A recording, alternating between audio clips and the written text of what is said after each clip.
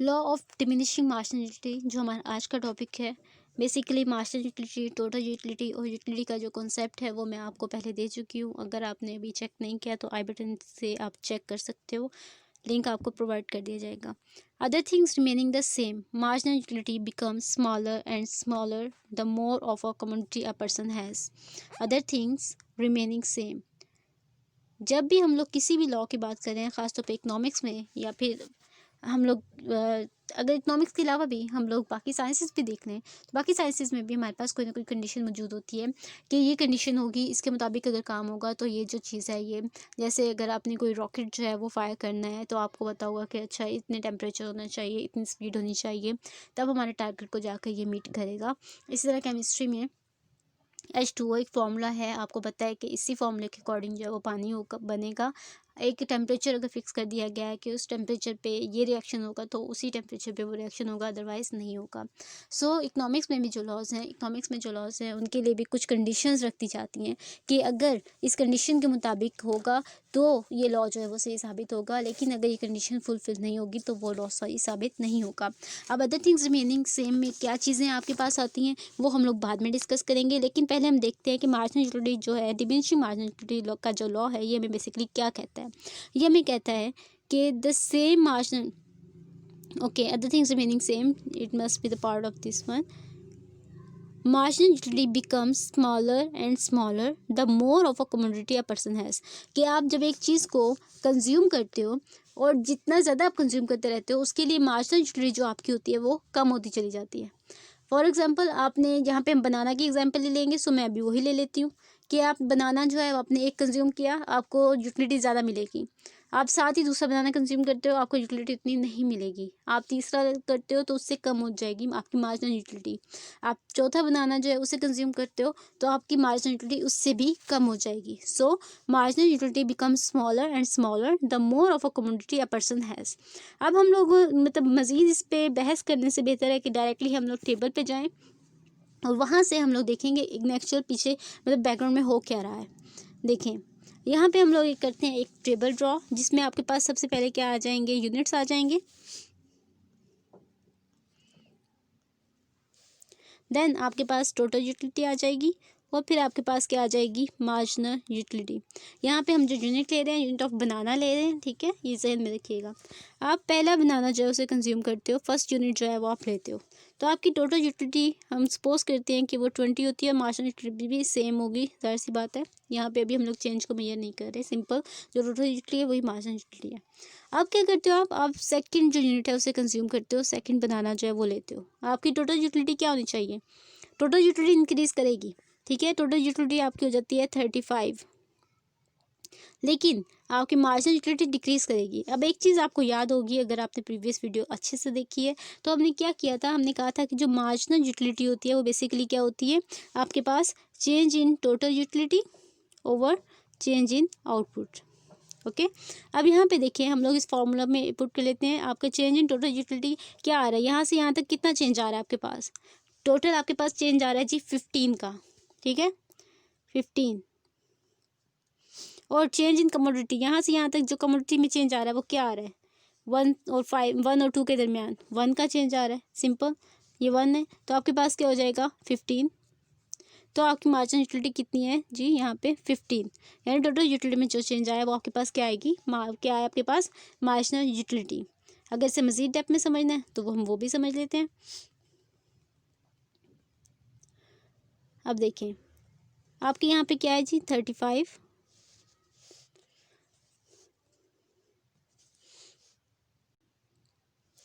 Marginal utility का formula है ये, change in total utility over change in output. Change in total utility कैसे major होगा, 35 minus 20 over output में कितना चेंज आ रहा है, 2 है यहाँ पे आउटपुट और यहाँ पे 1, 2 माइनस 1, ये क्या हो जाएगा 15 ओवर 1, यानी आपकी जो मार्जिनल यूटिलिटी है वो सेकंड यूनिट पे कितनी है 15। ओके, सो ये आपका इस तरह से आप क्या करते हो, अपनी मार्जिनल यूटिलिटी फाइंड आउट करते हो, जो कि आपके पास क्या आ जाएगी 15। अब सेम इसी चीज़ को आगे सामने रखते हुए आप थर्ड यूनिट जो है वो कंज्यूम करते हो, थर्ड यूनिट कंज्यूम करने के बाद आपकी जो टोटल यूटिलिटी अब इंक्रीज ही करेगी, टोटल यूटिलिटी आपके पास हो जाती है जी 45। एक चीज़ ध्यान में रखिएगा कि आपकी मार्जिनल यूटिलिटी है वो डिक्रीज़ हो रही है, वो हो रही है 10। आप चाहें तो पहले मार्जिनल यूटिलिटी जो है उसे आप कर लें, पहले मार्जिनल यूटिलिटीज़ ले लें क्योंकि वो लेना आसान होता है। देन अगर मार्जिनल यूटिलिटी को प्रेस करते जाएँ तो टोटल यूटिलिटी आपके पास आ जाती है, लेकिन मैं क्योंकि रूल है, रूल के अकॉर्डिंग हम उसके मुताबिक ही चलेंगे। नेक्स्ट आपके पास क्या आ जाता है, आप फोर्थ यूनिट जो है वो कंज्यूम करते हो। फोर्थ यूनिट कंज्यूम करने के बाद आपकी टोटल यूटिलिटी क्या हो जाती है, टोटल यूटिलिटी फिर इंक्रीज़ कर जाती है, लेकिन मार्जिनल यूटिलिटी क्या हो जाती है 5। मार्जिनल यूटिलिटी आपकी डिक्रीज़ कर रही है, यानी आप जैसे जैसे बनाना को कंज्यूम कर रहे हो आपकी उसके लिए जो डिमांड है वो कम होती जा रही है। आप फिफ्थ यूनिट कंज्यूम करते हो। फिफ्थ यूनिट कंज्यूम करने पे आपकी टोटल यूटिलिटी जो सेम रहती है। क्यों? क्योंकि आपकी मार्जिनल यूटिलिटी ज़ीरो हो गई है। अब ये वो पॉइंट है जिसके बाद आप मज़ीद जो है बनाना को कंज्यूम करना नहीं चाहोगे, मज़ीद उसकी डिमांड आप नहीं करोगे। लेकिन अगर इसके बाद भी जो बनाना है आप कंज्यूम करते हो तो आपकी क्या हो जाएगी, आपकी जो टोटल यूटिलिटी है वो डिक्रीज़ होना शुरू हो जाएगी और आपकी जो मार्जिनल यूटिलिटी है वो नेगेटिव में चली जाएगी, माइनस में चली जाएगी। सिंपल। या अब ये देखें लॉ के अकॉर्डिंग आपका क्या हो रहा है, मार्जिनल यूटिलिटी जो है वो आहिस्ता आहिस्ता डिक्रीज कर रही है और इवन नेगेटिव में चली गई है। जैसे जैसे आप बनाना को कंज्यूम कर रहे हो आपकी यूटिलिटी, मार्जिनल यूटिलिटी क्या हो रही है, वो डिक्रीज हो रही है, यानी आपकी उसके लिए डिमांड बेसिकली डिक्रीज हो रही है। ओके, हमने जो टेबल ड्रॉ की है इसके लिए एक डायग्राम ड्रॉ कर लेते हैं और डायग्राम जो है उसमें हम लोग मार्जिनल यूटिलिटी कर्व जो है वो ड्राइव करेंगे और आप देखेंगे कि मार्जिनल यूटिलिटी कर्व जो है वो नेगेटिवली स्लोप्ड होगा। इसका मतलब ये है कि मार्जिनल यूटिलिटी कर्व जो है वो ये शो करेगा कि मार्जिनल यूटिलिटी जैसे जैसे आप यूनिट्स को कंज्यूम करते हैं यूटिलिटी डिक्रीज़ करती है, मार्जिनल यूटिलिटी डिक्रीज़ करती है। आपके पास सिंपल डायग्राम ड्रॉ करने के लिए ये आपके पास वाई एक्सिस है। वाई एक्सिस जो है उस पर ऑफकोर्स हम लोग अपनी जो है मार्जिनल यूटिलिटी वो लेंगे क्योंकि हमने सिर्फ मार्जिनल यूटिलिटी कर्व जो है वो ड्राइव करना है, वो ड्रॉ करना है। हम सिर्फ मार्जिनल यूटिलिटी ले रहे हैं वाई एक्सिस पे। और जो हमारे पास एक्स एक्सिस है, एक्स एक्सिस पे हम लोग लेंगे अपने यूनिट्स। यूनिट्स जो हैं वो आपके ऑफ कोर्स बनाना के होंगे जो हम लोगों ने पहले अपनी जो एग्जांपल है उसमें लिया हुआ है। आपके लिए यहाँ पे एक चीज़ जो मैंने यहाँ पे जो वाई एक्सिस है उसका नेगेटिव एक्सिस भी लिया है। नेगेटिव एक्सिस इसलिए लिया है क्योंकि ऑफ कोर्स जो यहाँ पे मार्जिनल यूटिलिटी है, मार्जिनल यूटिलिटी की वैल्यू -5 भी है हमारे पास। सो यहाँ पे मार्जिनल यूटिलिटी की मैक्सिमम वैल्यू 20 है, मिनिमम वैल्यू -5 है। मैं 5 का गैप लेके हम लोग ड्रॉ कर लेते हैं अपनी डायग्राम। 5, 10, 15 एंड देन आपके पास क्या आ जाएगा 20।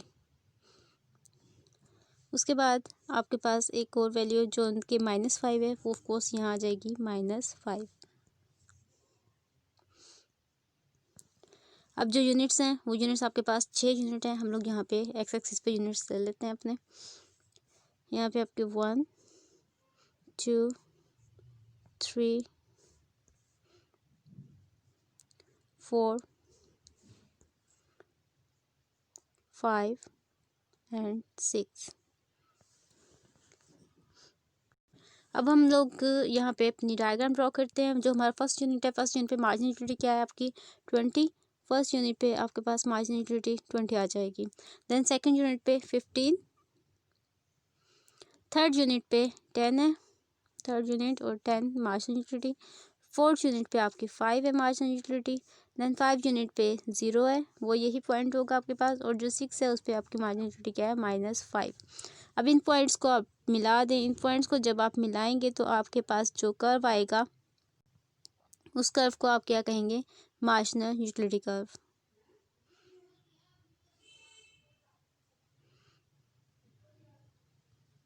ये आपके पास जो कर्व आया है ये आपके पास मार्जिनल यूटिलिटी कर्व है जो कि नेगेटिवली स्लोप्ड है, जो ये शो कर रहा है कि जैसे जैसे आप किसी चीज़ को कंज्यूम करते जाओगे, लगातार कंज्यूम करते जाओगे, आपके लिए उसकी जो डिमांड है वो डिक्रीज़ करती जाएगी, आपके लिए उसकी सेटिस्फेक्शन, उसकी यूटिलिटी जो है वो डिक्रीज़ करती जाएगी। हर अगले यूनिट की यूटिलिटी आपके लिए डिक्रीज़ कर रही है। मार्जिनल यूटिलिटी कर्व जो है वो ये शो कर रहा है जो कि नेगेटिवली स्लोप्ड है।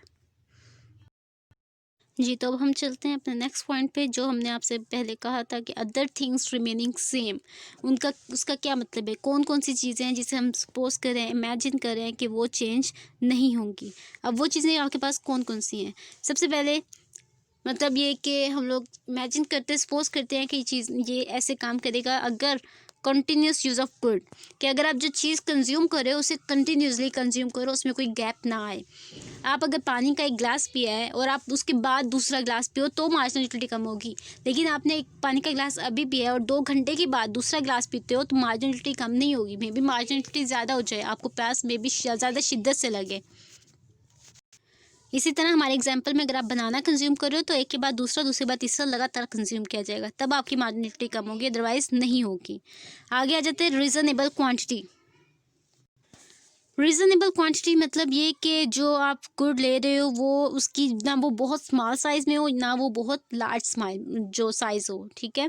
अगर आप ग्लास अगर पानी पी रहे हो तो एक पानी का ग्लास आपके पास जो है वो मुनासिब साइज़ में होना चाहिए। ऐसा ना हो अगर आप ड्रॉप बाय ड्रॉप पानी ले रहे हो तो वो जो है वो उसकी मतलब हो सकता है एक ड्रॉप के बाद आप दूसरा ड्रॉप लो तो आपको ज़्यादा सेटिस्फेक्शन मिले। उसके बाद homogeneous nature of the good.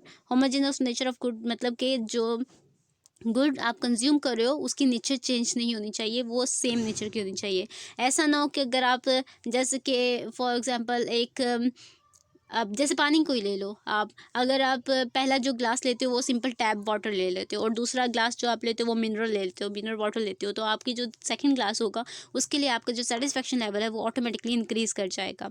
उसके बाद state of mind of the consumer does not change. State of mind of the consumer does not change का मतलब शुड नॉट चेंज और डज नॉट चेंज का मतलब क्या है कि आप फॉर एग्जाम्पल एप्पल खा रहे हो, आपने फर्स्ट एप्पल लिया, ठीक है, कंज्यूम कर लिया, अब आपके जहन में अचानक से क्लिक किया, अच्छा डॉक्टर ने आपको बताया कि आपके लिए एप्पल कंजम्पशन अच्छी है, आपको एप्पल जो है आपकी सेहत के लिए अच्छा है, तो आप जब सेकंड एप्पल खाओगे तो क्या होगा, आपका जो माइंड स्टेट है वो चेंज होने की वजह से आपका सेटिस्फेक्शन लेवल ऑटोमेटिकली इंक्रीज कर जाएगा। No change in consumer income, जो कंज्यूमर की इनकम है वो चेंज ना हो। कंज्यूमर इनकम चेंज ना हो इसका मतलब यह है कि ऑफ कोर्स जो अगर आपकी इनकम इंक्रीज कर जाए तो क्या करोगे, आपके लिए जो गुड है उसकी क्वांटिटी मजीद मतलब अब आप गुड की अच्छी बेटर क्वालिटी मतलब बेटर क्वालिटी और बेटर क्वांटिटी जो है दोनों परचेज कर सकते हो। हमारे पास जो पॉइंट्स हैं वो हैं जी exception and limitation of the law, कि लॉ जो है उसकी लिमिटेशंस क्या है, कहाँ पे लॉ जो है वो इम्प्लीमेंट नहीं होता, किन चीज़ों पे ये लॉ जो है वो इम्प्लीमेंट नहीं होता। आपके पास वेल्थ एंड मनी सबसे पहले पॉइंट आ जाता है। वेल्थ एंड मनी में क्या होगा जी, अगर आप वेल्थ और मनी ऐसी चीज़ें हैं जिसके लिए आपकी मार्जिनल यूटिलिटी कभी कम नहीं होती, आपकी डिमांड इसके लिए कभी कम नहीं होती। जितना ज़्यादा पैसा होगा, आप अगर मज़ीद पैसा आ जाए तो आपके लिए आप ये नहीं कहोगे कि मेरी जो मतलब मैं हैप्पी नहीं हूँ या मुझे सेटिस्फेक्शन नहीं मिली, आपकी सेटिस्फेक्शन लेवल इंक्रीज़ करता चला जाएगा। नॉलेज एंड फाइन आर्ट्स, ये भी वो चीज़ें हैं, नॉलेज जितना ज़्यादा गेन आपके पास आएगा आपकी यूटिलिटी उतनी ज़्यादा इंक्रीज़ करती चली जाएगी, जितनी ज़्यादा क्वांटिटी में आएगा आपकी मार्जिनलिटी कम होने की बजाय इंक्रीज़ करेगी। Rare and more precious goods, ऐसी गुड्स जो कि रेयर होती हैं और बहुत एक्सपेंसिव या प्रेशियस होती हैं, यानी बहुत कम मिलती हैं, वो गुड्स आपके पास जितनी ज़्यादा होंगी आपकी यूटिलिटी आपका सेटिस्फेक्शन लेवल उतना ज़्यादा बढ़ेगा, कम नहीं होगा। हिस्ट्रिकल फाइंडिंग्स, यानी जिन्हें मतलब जो हॉबी है किसी की जो कॉइन है वो मतलब कलेक्ट करने की, हिस्ट्री से लेके अब मतलब बहुत पीछे से लेके अब तक कॉइन कलेक्शन की अगर किसी की कह लें कि हैबिट है या फिर उसे शौक है, तो उसके लिए जो हिस्ट्रिकल फाइंडिंग्स होंगी वो मतलब जितने ज़्यादा ऑब्जेक्ट्स उसके पास होंगे या जितनी ज़्यादा फाइंडिंग उसके पास होंगी उसकी यूटिलिटी उतनी ज़्यादा बढ़ेगी, कम नहीं होगी। नार्कोटिक्स एंड एडिक्शंस, ऐसी चीज़ें जो कि आप जिन चीज़ों के लिए आप एडिक्टेड हो, म्यूज़िक ले लें, म्यूज़िक अगर कुछ लोग इसके एडिक्टेड हैं तो जितना ज़्यादा सुनेंगे उतना ज़्यादा उनकी यूटिलिटी इंक्रीज़ करती है, डिक्रीज़ नहीं करती। अगर आप नार्कोटिक्स की तरफ चले जाओ तो ऐसी मतलब स्मोकिंग वगैरह या फिर ड्रिंकिंग, ऐसी चीज़ें हैं कि अगर इन्हें जितना ज़्यादा कंज्यूम करेंगे उतनी यूटिलिटी इंक्रीज़ करेगी, डिक्रीज़ नहीं करेगी। Ostentations and fashion and show off, यानी ऐसी चीज़ें जो कि आप फैशन के तौर पे या शो ऑफ के तौर पे यूज़ करते हो और जो कि जो आपके प्रेस्टीज को शो करती हों या फिर एक सोशल स्टेटस या सिंबल के तौर पे आप यूज़ करते हो, वो चीज़ें आप जितनी ज़्यादा अडॉप्ट करोगे आपकी यूटिलिटी उतनी ज़्यादा इंक्रीज़ करेगी, आपकी मार्जिनल यूटिलिटी भी इंक्रीज़ करेगी, आपकी मार्जिनल यूटिलिटी डिक्रीज़ नहीं करेगी।